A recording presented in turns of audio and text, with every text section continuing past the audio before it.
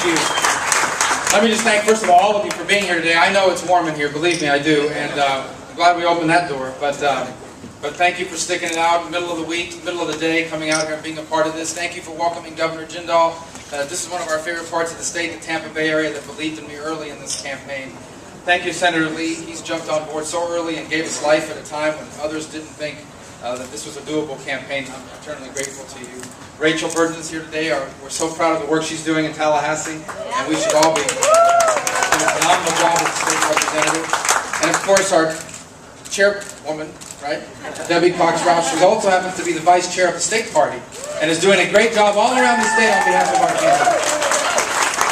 Governor, we're grateful that you're here. I'm honored that you would come down here. You are in such demand. They want him everywhere in the country to go speak. And on top of that, he's got a state to run. Now, he was lamenting all the woes that Louisiana's had, and they've been significant. But God has blessed you guys back. He gave you a Super Bowl champion. And LSU beat the Gators last Saturday. So I'm not sure if it equals the score, but man, those two things hurt, especially the LSU one. On the other hand, Nick Saban and Alabama lost, so the world is a good place. I am grateful and honored that you guys would be here for a few moments today to talk about this campaign. We're now less than 3 weeks away. Actually, 2 weeks and 6 days away. Not that I'm counting, but in perhaps the most important election in our lifetime. Certainly the most important election in modern American history. Now, sometimes people will say to me, of course you say that because you're on the ballot. But it's important for things that are truly historic. And I've said this so many times, and I want to say it again because I don't think we can ever tell each other enough how important this election is. This race is nothing less than a referendum on our identity as a country and as a people. What we are being asked to decide is whether America wants to remain exceptional, or whether we want her to become like all these other countries in the world. One of the things that makes us exceptional is our free enterprise system. The fact that anyone from anywhere can accomplish anything, that you can open up a business out of the spare bedroom of your home, that you can draw a business plan on the back of a scrap piece of paper like this, and take out your life savings and open that business. These things are possible not because of our presidents and our U.S. senators. They're possible because the people who are here before us embrace the free enterprise system. It's important to remind ourselves that the essence of our greatness when it comes to our economy and our prosperity is not our rich people, because every country in the world has rich people. What makes us different than the rest of the world is our entrepreneurial class. It's the fact that the worker can become the owner, that the employee can become the employer. And these things are not common in the rest of the world. You know, as people, we always have a tendency to take things for granted. I know we take our loved ones for granted.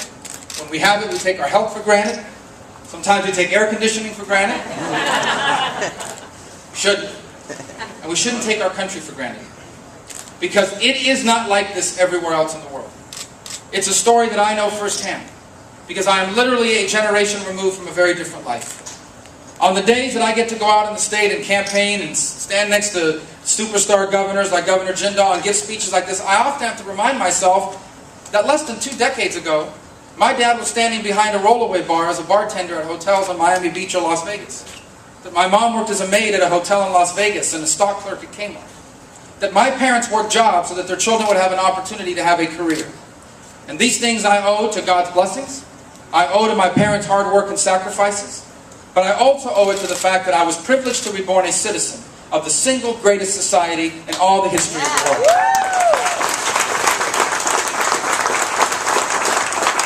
But this greatness was not an accident. God doesn't love Americans more than He loves the Portuguese, or the French, or the Italians, or the Germans, or anybody else. It wasn't an accident. Our greatness happened because the people who were here before us said, we will do whatever it takes to make sure that our children and our grandchildren inherit a better life than the one we have. And because it wasn't an accident, our greatness is not automatic. It won't just continue on its own. It will require us to do the things that those who were here before us did, to confront and solve the challenges of our time. And the challenges of our time are apparent. It's an economy that is not growing because the people who are running our country have no sense of what it takes to grow the economy. It's a debt that is growing at a rate that's unsustainable and will bankrupt our country. Within 5 years, it will cost us our bond rating. Within 10, it will lead us to a point where over $900 billion a year will be borrowed just to pay the interest on our debt. These are the challenges that we face. And here's the bottom line. If the next 18 months are anything like the last 18 months, we may cross a point that we cannot return from. If the people who are in charge in Washington today continue in charge, we may reach a moment that we cannot come back from.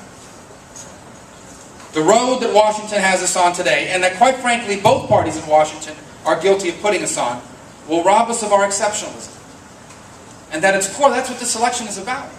That's what it's always been about. That's what it was about for me when I was 35 points down in the polls and didn't know how I was going to raise $10,000, much less $10 million.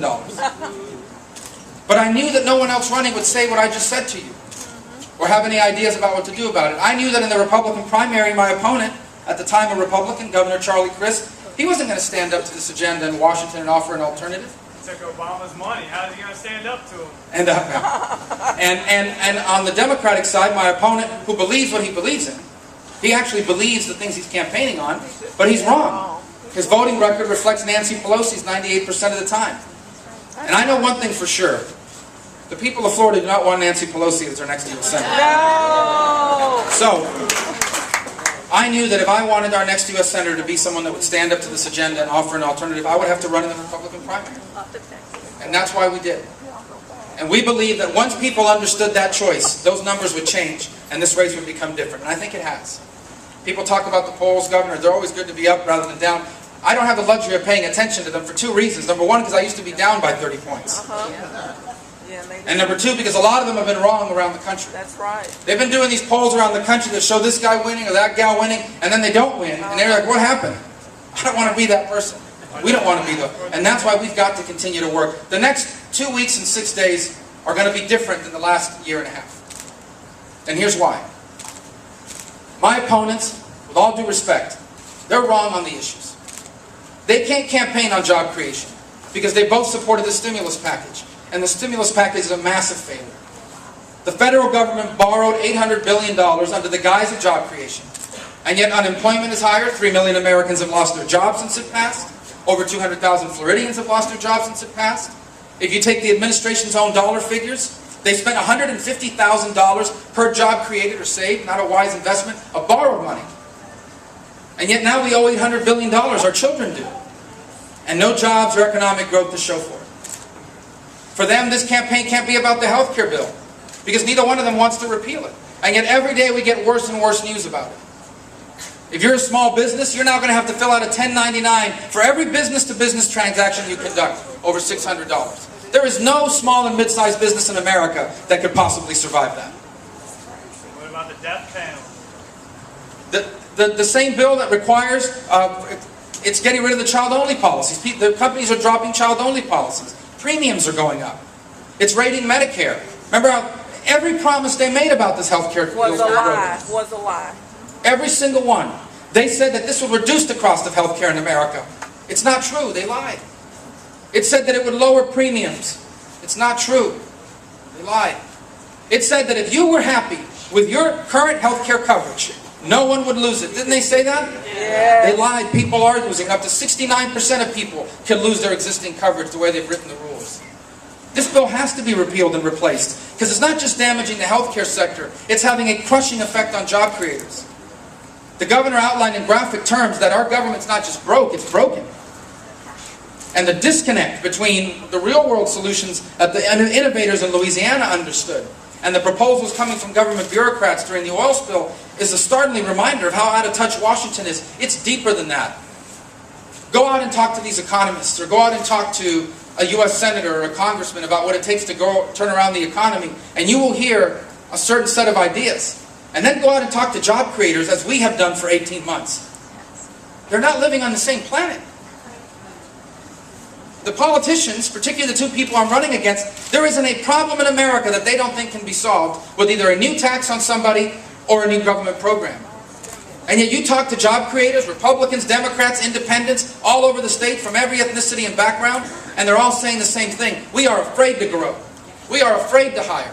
We are afraid to expand. We are afraid to go into business because we do not know what the tax code's going to be. We do not know what these regulations mean. We can't predict them. We can't plan for them. And so we can't grow. And if they don't grow, people can't work. And if people can't work, we can't recover. That's right. And that's where we are right now. That's right. So our opponents can't run on their ideas. They can't run on where they stand on the issues. They can't run on their ideas. I'm the only one running. I put up 82 specific ideas on our websites of things that I will be for, because I want to be held accountable to those ideas. So what do candidates do when they can't run on their ideas and they can't run on their positions on the issues? The races have to be about something else. And that's what I want to prepare everybody for, because that's what's coming. Just today, I remember about 6 months ago, one of my opponents stood not far from here and announced that he was running as an independent because there was too much name-calling and personal destruction in American politics. Today, in Broward County, he stood next to someone who called you crackpots, angry crackpots, and actually used the word stupid to describe me. That sounds like personal destruction to me. Yeah. What about the libertarian candidate who's been just... That talks about that doesn't sound to me like the kind of policies that we need from our next elected officials in Washington, D.C. That's what this election is about ultimately. Is, are we going to send people to Washington that in a genuine, respectful, legitimate way will stand up to this agenda and offer a clear alternative? Or are we prepared to continue down this road that we are on right now? A road that will rob us of everything that makes America exceptional and unique. And in this U.S. Senate race, that's what the choice is. That's what the choice voters will have. And I'm confident that in less than 3 weeks, the people of this state, and quite frankly, Governor, you're out there, so you know I think people all across this country are going to choose the road of greatness and exceptionalism. They are going to choose to elect people that will go to Washington and state capitals and stand up to the road that they have us on right now, and in its place offer an alternative. A clear alternative that will allow us to leave our children what every American before us has left their children, and what our children deserve to inherit: the single greatest nation in all of human history. Thank you very much for having me today. Thank you, Governor, for coming. Thank you.